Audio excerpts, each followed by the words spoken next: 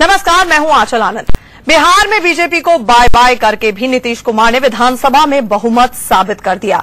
नीतीश के number game में पास होने पर शक पहले भी नहीं था, लेकिन विधानसभा में जिस तरह से नीतीश के समर्थन में खेमेबंदी हुई वो हैरान करने वाली है। नीतीश कुमार देश के इकलौते समाजवादी बचे थे जो कांग्रेस के विरोध में थे। बिहार में नीतीश कुमार के समर्थन में वोट करके कांग्रेस ने उनका हाथ भी थाम लिया। अब यह बड़ी बहस का मुद्दा है कि क्या नीतीश कुमार नए सियासी समीकरण की बुनियाद रख चुके हैं? क्या कहता है नीतीश कांग्रेस का ये साथ? और अगर ये दोस्ती आगे बढ़ी तो 2014 के नए सियासी समीकरण में कौन कहां होगा? विश्वास मत जीत लेने का भरोसा नीतीश के चेहरे पर साफ दिख रहा था। इसी भरोसे के साथ नीतीश ने बीजेपी पर हमला बोला। देश में आगे बढ़ने के लिए, सरकार बनाने के लिए 272 एमपी की जरूरत पड़ेगी। हम लोग तो साथ भी रहते तो भी 272 की गुंजाइश नहीं, 200 पार करना मुश्किल था। अब तो हम लोग भी अलग हो गए। गठबंधन का दौर है, भ्रम में न जिए कि हवा बांधने देने से ये देश उनके हवा में बह जाएगा, यह भ्रम है। नीतीश ने बीजेपी पर भ्रम फैलाने का आरोप लगाया। नीतीश बोले, सबको साथ लेकर चलने वाली सोच ही आगे तक जाएगी। देश में जो लोकतंत्र की धारा है, जो सेकुलर धारा है, समावेशी विकास की धारा है, इंसाफ के साथ आगे बढ़ने की धारा है और सबको साथ लेकर चलने वाली जो धारा है, वही धारा बलवती है और वही आगे बढ़ेगी। इसको जो तोड़ना चाहेगा उसको भ्रम हो सकता है, लेकिन अंततोगत्वा वो कामयाब नहीं हो सकता है। नीतीश जानते थे कांग्रेस उनके साथ है, लेकिन वो ये संकेत नहीं देना चाहते थे कि उन्होंने समर्थन के बदले समझौता किया है। लिहाजा नीतीश ने कहा कि किसी भी पार्टी को ये भ्रम नहीं होना चाहिए कि वो केंद्र में अपने दम पर सरकार बना लेगी। नीतीश की बॉडी लैंग्वेज से साफ लग रहा था कि वो कांग्रेस का साथ मिलने से काफी खुश हैं। यही नहीं, 2014 के आम चुनाव से पहले बन रहे नए राजनीतिक समीकरणों के साथ पटना से दिल्ली पहुंचने के लिए बेताब हैं नीतीश। इस बात का ख्याल रखना चाहिए। विनायक प्रसाद के साथ शिशिर चौबे, पटना, इंडिया न्यूज। साथ लेकर चलने की कोशिश करते हैं। तो नीतीश और कांग्रेस का साथ क्या कहता है, इसी पर आज है बड़ी बहस। हमारे साथ तमाम वरिष्ठ मेहमान जुड़े हैं। हमारे साथ बीजेपी से सुधांशु मित्तल जी जुड़े हैं, जेडीयू से देवेश चंद्र ठाकुर जी जुड़े हैं, राजनीति प्रसाद आरजेडी से जुड़े हैं और साथ ही साथ हमारे साथ वरिष्ठ पत्रकार शेष नारायण सिंह जी जुड़े हैं और मीम अफजल जी जो कि कांग्रेस के प्रवक्ता है, वो शो के दौरान हमारे साथ जुड़ेंगे। सबसे पहले मैं देवेश चंद्र ठाकुर जी के पास जाना चाहूंगी। सर, मुबारकबाद। एक तो सरकार बची रही, ऊपर से आपको एक नया दोस्त बन गया है। तो कहीं ना कहीं जिस तरह से कहा जाता है अंग्रेजी में, you scratch my back I scratch yours, उन्होंने आपकी सरकार बचाई है। अब मानसून सत्र आ रहा है, आप भी उनको पूरा सहयोग देंगे, एक नया अलायंस बनाने जा रहे हैं? देखिए, अभी तक इस तरह की कोई घटना नहीं हुई है। आपके मुबारकबाद के लिए सबसे पहले शुक्रिया अदा कर दूं, लेकिन कांग्रेस ने आज हमें समर्थन जरूर ये विश्वास मत के मामले में दिया है, लेकिन इसके अलावा जो आप कयास लगा रही हैं कि ये नया समीकरण शुरू हो गया और अब जो है मॉनसून सेशन आ रहा है वगैरह वगैरह वगैरह, ये समर्थन आज के लिए दिया गया था। अभी तक तो इतना ही तक सीमित है और आज उन्होंने इसलिए दिया कि उनके नजरिए में धर्मनिरपेक्ष जो सरकार है उसे बचाना जरूरी है और धर्मनिरपेक्ष ताकतों को एक साथ आना जरूरी है। वो किसी सांप्रदायिक, उनके नजरिए में सांप्रदायिक जो भी दल है उनके साथ नहीं जाना चाहते थे और इसीलिए उन्होंने आज हमें समर्थन दिया है। हम आज तक अभी तक इसको इसी सीमा में देखते हैं। अब इसके आगे जो हो ये भविष्य बताएगा।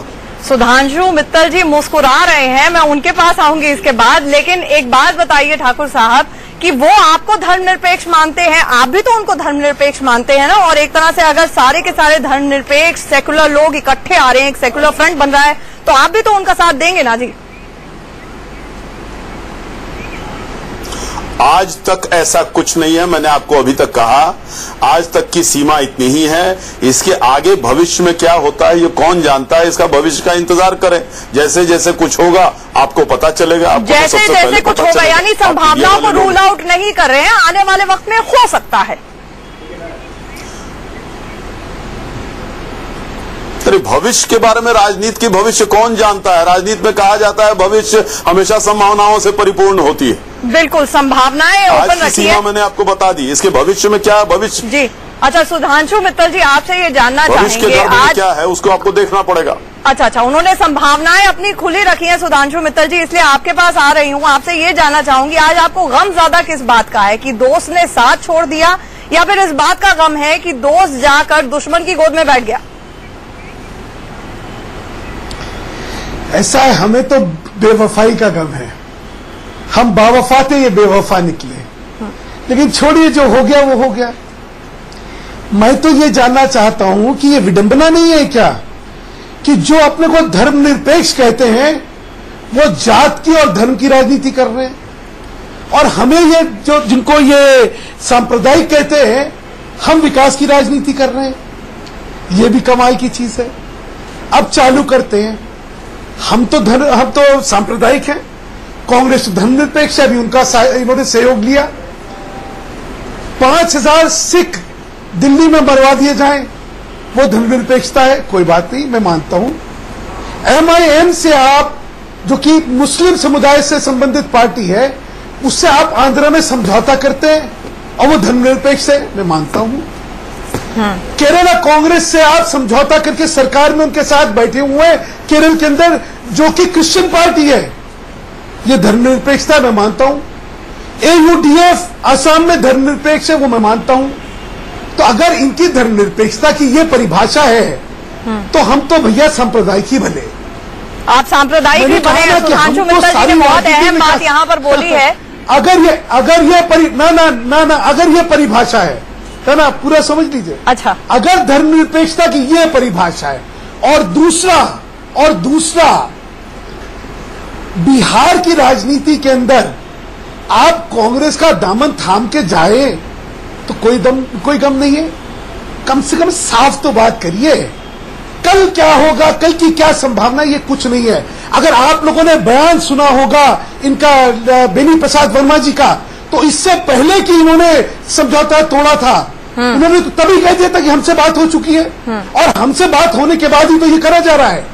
इसके बाद का किसी ने खंडन नहीं करा, कोई झुटला नहीं पाया। तो ये जो दिखाने के दांत और है और खाने के दांत और है, ये अब तो सामने दोहरा चरित्र निकल के आ रहा है। मुझे इससे कोई गिला नहीं है। कम से कम समय पे सारी चीजें साफ हो गई। जो गुमराह करने की या भ्रमित करने की चीजें हो रही थी, अब दुनिया के सामने साफ है। हमारा एजेंडा विकास, इनका एजेंडा धर्मनिरपेक्षता, जिसको कहते हैं ना, मतलब सांप्रदायिकता, जातिवाद, ये इनका एजेंडा। अब देश के सामने आएंगी ये चीजें, लड़ेंगे ना उससे, क्या बात है। ठीक है। मैं राजनीति प्रसाद जी के पास आऊंगी। धर्मनिरपेक्षता के ऊपर आज जिस तरह का समीकरण, एक नया फ्रंट फॉर्म होता हुआ नजर आया, उस पर मैं आऊंगी। लेकिन देवेश जी, सीधे आरोप सुधांशु जी ने यही लगाया है अभी कि दोहरा चरित्र आपका सामने आ रहा है। जब पहली बार बयान आया था, शरद यादव जी ने जब थोड़े से नरम नजर आ रहे थे, तो उन्होंने संकेत देने की कोशिश की थी, अगर अडवाणी जी को आगे करेंगे फिर कोई संभावनाएं हो सकती हैं। फिर इस तरह की बात आई कि आप इक्विडिस्टेंट दो नाव पे सवार हैं। आप पूरी तरह से कांग्रेस के दोस्त उनके साथ खड़े हुए नजर आ रहे हैं, बल्कि कांग्रेस आपके साथ खड़ी हुई नजर आ रही है। तो दोहरे चरित्र का आपके ऊपर सुधांशु जी ने आरोप लगाया है। देखिए, हम सरकार में हैं और भारतीय जनता पार्टी या NDA से हम अभी अलग हुए हैं। जो आदरणीय सुधांशु जी ने कहा है, मैं उस पर बहुत ज्यादा टिप्पणी नहीं करना चाहता। एक दूसरे पर आरोप प्रत्यारोप करने लगे तो कोई किसी की सीमा नहीं रहेगी। न मेरे खजाने में आरोपों की कमी है, न उनके तरफ से कोई कमी होगी। इस बात को छोड़ दें। मैंने आपको बताया, इसके आगे की जो भी समीकरण है, ये आगे भविष्य ही बताएगा। अभी तक आज का जो मामला था, हमको विश्वास मत हासिल करना था। हम आज बिल्कुल अच्छी तरह से हम उसमें से निकल आए हैं, और आगे हम देखेंगे आगे की राजनीति किस दिशा में जाती है। जी, चलिए हम इस पर आएंगे। राजनीति प्रसाद जी, आपसे ये जानना चाहूंगी मैं, धर्मनिरपेक्षता को एक ताकत बताते हुए, एक फ्रंट की तरह आज कांग्रेस ने, जो आपके बहुत पुराने दोस्त हैं, बाकायदा समर्थन दिया JDU को। पहले एब्सटेन करने की बात थी, लेकिन खुलकर समर्थन में उतर आए, सरकार बचा ली। अब एक बात बताइए कि आप उसके खिलाफ वोट करते हुए नजर आए, तो आपका भी दोस्त एक चला गया यहाँ पर आपसे दूर।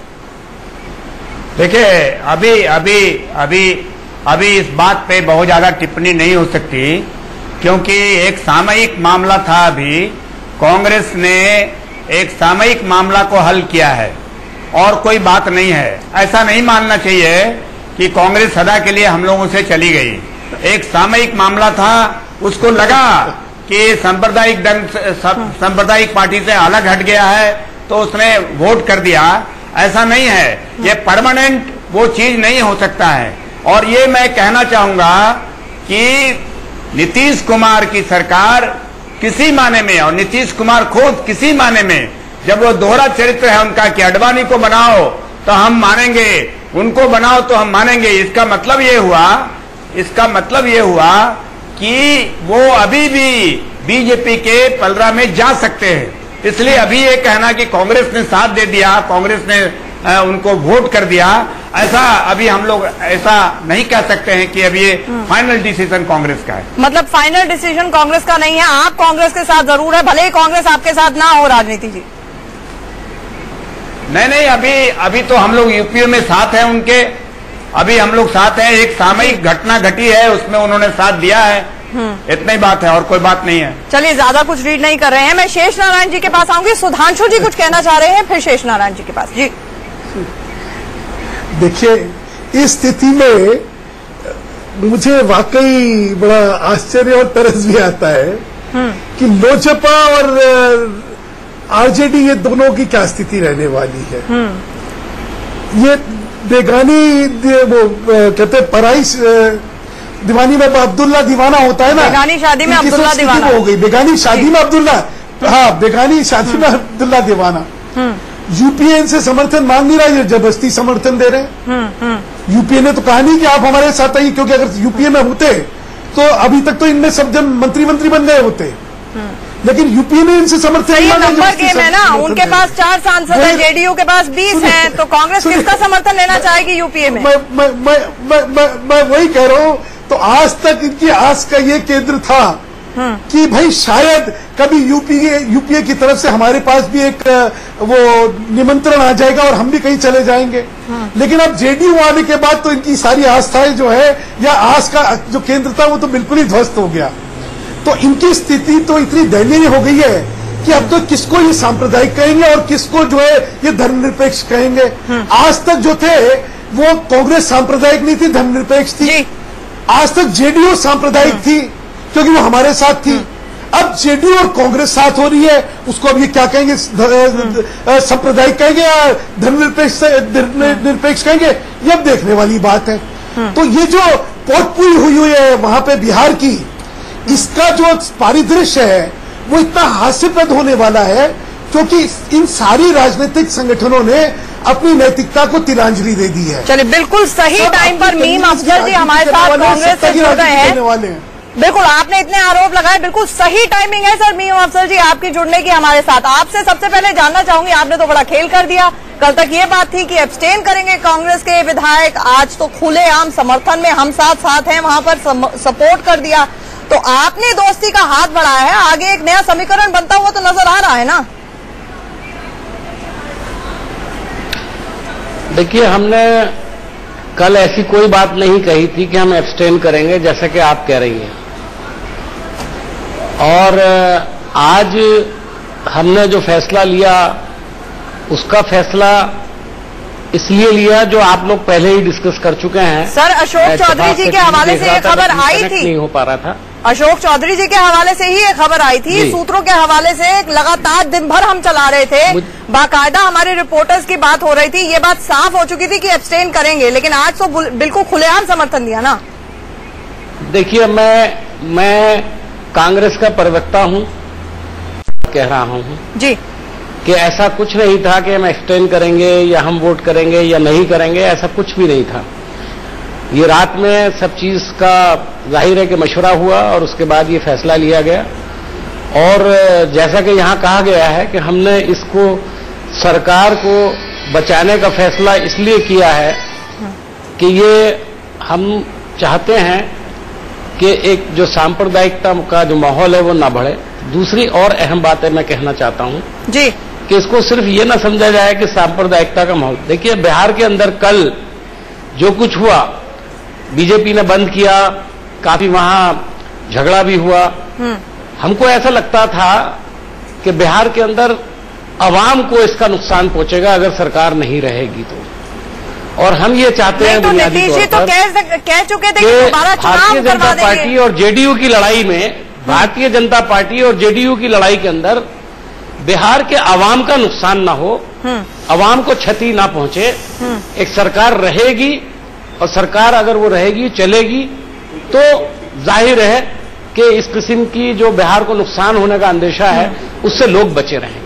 नहीं, लेकिन आप कह रहे हैं मीम अफजल साहब की रात में मशवरा हुआ, लेकिन डोरे तो पहले से ही कांग्रेस डाल रही थी। इतने दिन पहले ही लगातार, चाहे वो स्पेशल पैकेज बिहार के लिए हो, एक स्पेशल कमेटी का गठन हो स्पेशल स्टेटस के लिए हो। चिदम्बरम साहब नजर आते हैं नीतीश कुमार साहब के साथ तमाम फोटो ऑप्स में, उनको ड्रॉप करने नीतीश जा रहे हैं वहां पर। बहुत सारी इस तरह की खबरें आ रही थी और उसके ऊपर से पीएम ने भी कह दिया कि बहुत सेकुलर है नीतीश, तो संदेश तो साफ था ना कि समर्थन आप देने जा रहे हैं। अब ये बताइए कि साथ साथ और भी ज्यादा नजर आएंगे, वो भी आपको मानसून सत्र में समर्थन देंगे? फूड सिक्योरिटी बिल जहां अटका है, पीएम का संदेश बिल्कुल साफ था। पीएम का संदेश और उनका नजरिया बिल्कुल साफ था, ये बात सही है बिल्कुल। लेकिन जाहिर है कि जब सपोर्ट देने की बात आती है तो जो मैं कह रहा हूं वो बात भी अपनी जगह पर सही है कि हम सारी परिस्थितियों का जायजा ले रहे थे। हम ये देख रहे थे कि बिहार किस तरफ जा रहा है। मैंने बार बार टीवी चैनल्स पर कहा है, आपके चैनल्स पर भी कह रहा हूं, पहले भी कहा था कि बिहार की आने वाले वक्त में जो राजनीति होगी उसके अंदर कांग्रेस की भूमिका बहुत ही ज्यादा इंपॉर्टेंट होगी और कांग्रेस इसमें एक बहुत पॉजिटिव और इंपॉर्टेंट रोल अदा करेगी। अच्छा, पॉजिटिव रोल 4 विधायक के साथ अदा करेंगे। शेष नारायण जी, आपसे ये जानना चाहूंगी मैं कि जिस तरह से अब ये नया समीकरण बनता हुआ नजर आ रहा है, हालांकि दोनों ऑफिशियली औपचारिक तौर पर कुछ नहीं कह रहे हैं, लेकिन फिर भी आपको लगता है जहां तक उसूल की बात आती है, जहां तक रिश्तों, कितने ही पुराने रिश्ते हों, जिस तरह से बीजेपी और जेडीयू का 17 साल पुराना रिश्ता था, यहां पर तलाक हो गया, कहीं ना कहीं अब सिर्फ मतलब की राजनीति रह गई है? क्योंकि अकेला समाजवादी अगर किसी को माना जा सकता था, जो ताल ठोक कर ये कहता था, आज वो भी कांग्रेस के आंधी में उसके साथ ही बह गया।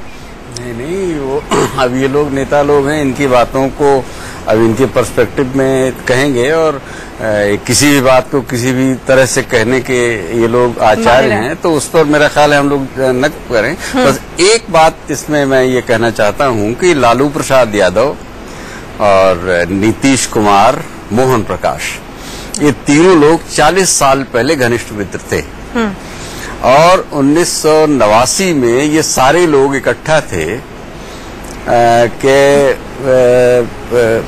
कांग्रेस सरकार में नहीं आने पाए। कांग्रेस को सरकार से बाहर रखने के लिए इन लोगों ने, सब ने इकट्ठा हो गए थे ये, और आज ये लोग बीजेपी को सरकार से बाहर रखने के लिए इकट्ठा हो रहे हैं।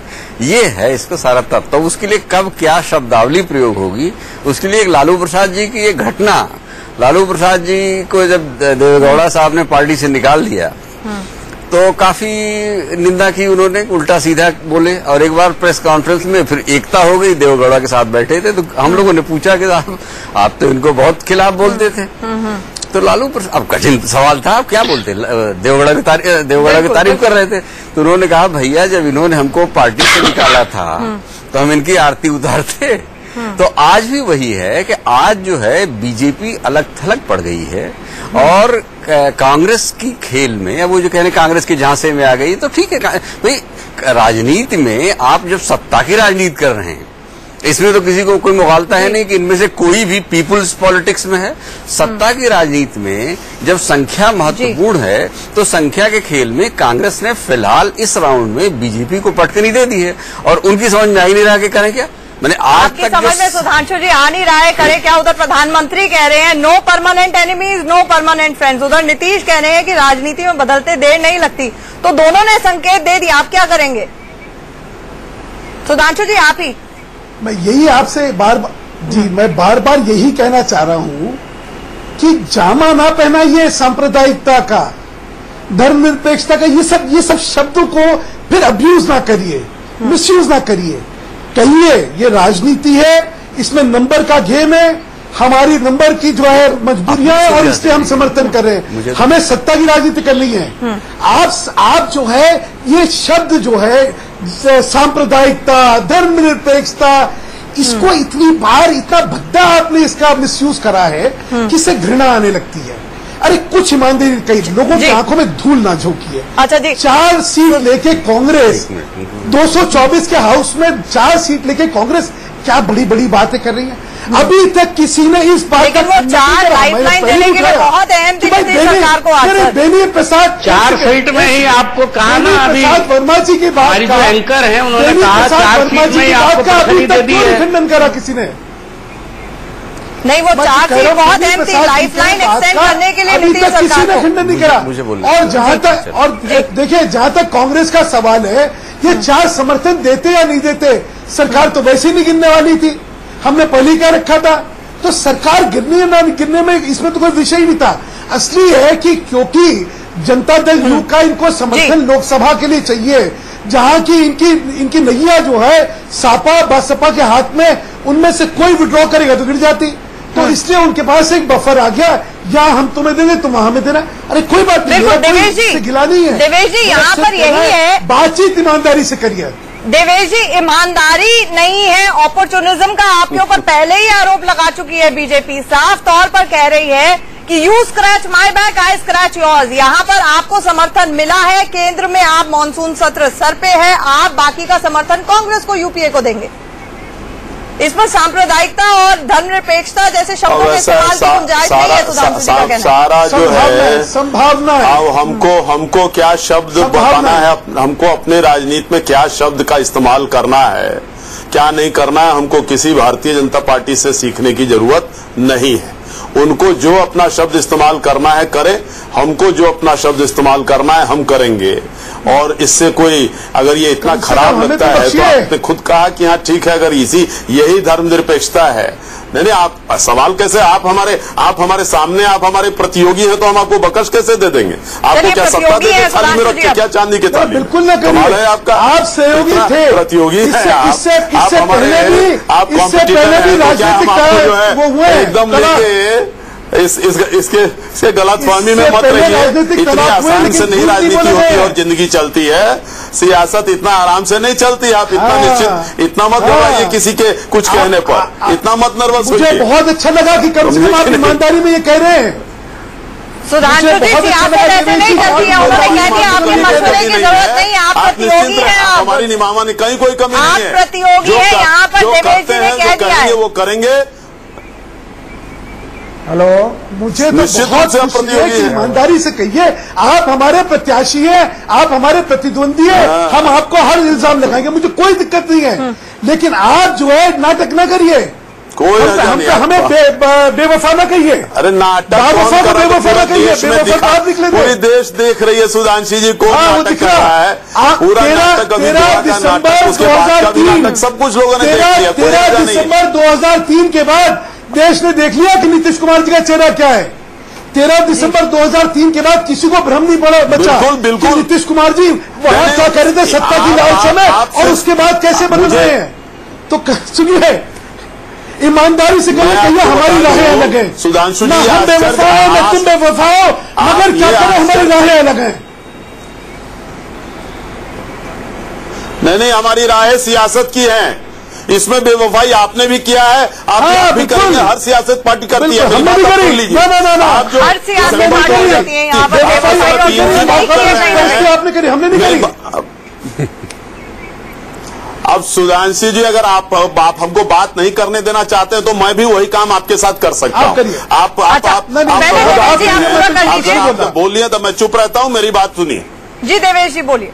अगर आप अपने आप को प्रबुद्ध समझते हैं तो जरा अपनी बात बोलिए, हमें भी बोलने दीजिए। और नहीं तो अगर यही करते रहना है तो फिर जनता को बेवकूफी बनाना है टीवी पर आके, तो कमाल है। आप बोलते रहिए, आप अपने अकेले, कोई दिक्कत नहीं है। देवेश जी बोलिए, आप अपनी बात पूरी कर लीजिए। 2003 की जो, हाँ मैं वही बात बता रहा हूँ, 2003 की जो बात कर रहे हैं आदरणीय सुधांशु जी, इसकी किसने डिनाई किया है? उसके अलावा भी और आपके पास कोई क्लिप और सीडी है, वीडियो, सारा चीज दिखा दीजिए। जब राजनीति के सफर में हम सफर साथ रहता है तो स्वाभाविक रूप से उसकी तारीफ की जाती है, खुले दिल से खुले मन से किया जाता है। ये कौन सी नई बात आप बता रहे हैं? आप मुझे बताइए, राष्ट्रवादी कांग्रेस पार्टी आज सोनिया गांधी जी के सरकार में, कांग्रेस के सरकार में वहां यहां बैठी हुई है। आप याद कीजिए, विदेशी मूल के मुद्दे पर आदरणीय शरद पवार कांग्रेस से अलग हुए और इसीलिए राष्ट्रवादी नाम दिया अपने पार्टी का, राष्ट्रवादी, कि वो विदेशी मूल का विरोध कर रहे थे। आज उनके साथ हैं कि नहीं? ये कौन सी नई बात है? आज आदरणीय सुशील मोदी और नंदकिशोर यादव आज हमको अपशब्द कह रहे हैं, सारी बातें कह रहे हैं। कल तक हमारी तारीफ में थे कि नहीं?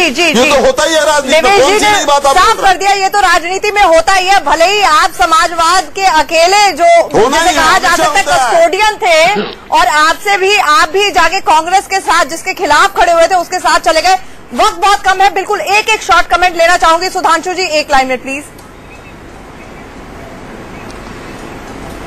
इनके जो मसीहा थे लोहिया जी, उन्होंने एक बार कहा था, कांग्रेस को हराने के लिए शैतान का भी हाथ पकड़ना पड़े तो पकड़ लेना, लेकिन कांग्रेस को हराना है इस देश के अंदर। ठीक है, ये समाजवादियों की सोच से सारा समाजवाद उठा था।